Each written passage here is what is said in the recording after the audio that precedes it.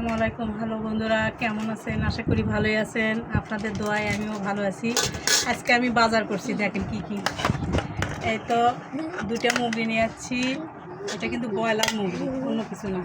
Broiler মুরগির দাম বেড়ে গেছে 210 টাকা কেজি।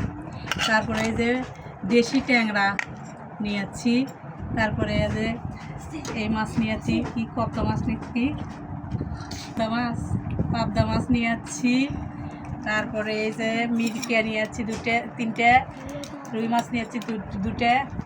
তারপরে এই যে কাঁচামরিচ, তারপরে এই যে করলা, এখানে মরিচ, তেজপাতা, মশলা, হলুদের গুঁড়ো, মরিচের গুঁড়ো, সিম, হাগড়াই আলু ছোটো, এই হাগড়াই আলুতে পুরপুরি করলে সেই স্বাদ লাগে। তারপরে পেঁয়াজ কিনছি, বেগুন কিনছি, তারপরে টমেটো কিনছি, তারপরে এই যে শুটকি কিনছি।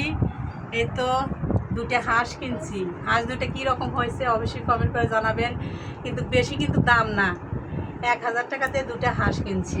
তো কেমন হয়েছে, ঠকা হয়েছে না জিতা হয়েছে অবশ্যই কমেন্ট করে জানাবেন।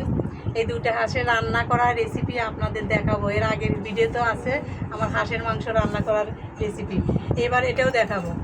তো সঙ্গে থাকেন, দোয়া করেন আমার জন্য। রমজান মাস বাজার করছিলাম না, অনেক দিন পর বাজার করলাম। তো কেমন হয়েছে আমার বাজারটা অবশ্যই কমেন্ট করে জানাবেন। তো ভালো থাকবেন আপনারা সবাই, সুস্থ থাকবেন। খোদা হাফেজ। আসসালামু আলাইকুম।